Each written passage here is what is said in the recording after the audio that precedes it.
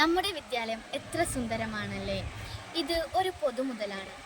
നമ്മുടെ സ്വന്തം വിദ്യാലയം. ഇത് വൃത്തിയായും കേടുപാട് കൂടാതെയും സൂക്ഷിക്കേണ്ടത് നമ്മുടെ ഉത്തരവാദിത്വമാണ്. എൻ്റെ വിദ്യാലയം എൻ്റെ സ്വന്തം. ഈ ടാപ്പുകൾ കണ്ടോ?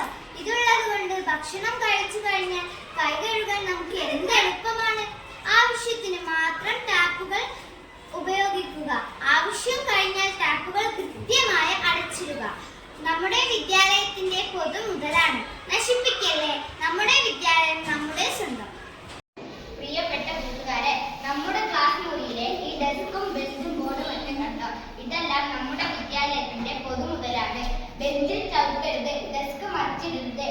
ഇവയെല്ലാം കേടുകൂടാതെ സൂക്ഷിക്കേണ്ടത് നമ്മുടെ കടമയാണ്. നമ്മുടെ വിദ്യാലയം നമ്മുടെ സ്വന്തം. ഈ ക്ലാസ് മുറി കണ്ടോ?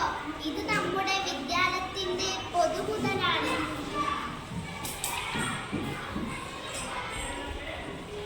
ഇത് വൃത്തിയായി സൂക്ഷിക്കേണ്ടത് നമ്മുടെ കടമയാണ്.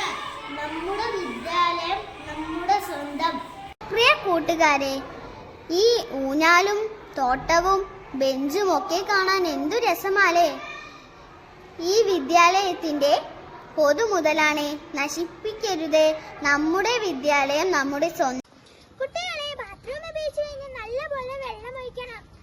അതിന്റെ വാതിലുകളും ടാപ്പുകളും ഒന്നും നശിപ്പിക്കരുത്. ഈ ബാത്റൂമുകൾ നമ്മുടെ വിദ്യാലയത്തിന്റെ പൊതുമുതലാണ്.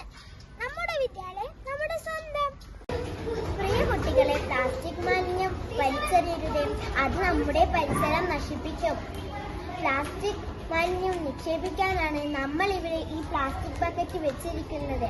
പ്ലാസ്റ്റിക് വിദ്യാലയത്തിന്റെ മുറ്റത്ത് വലിച്ചെറിയരുത്. നമ്മുടെ വിദ്യാലയം പൊതുമുതലാണ്.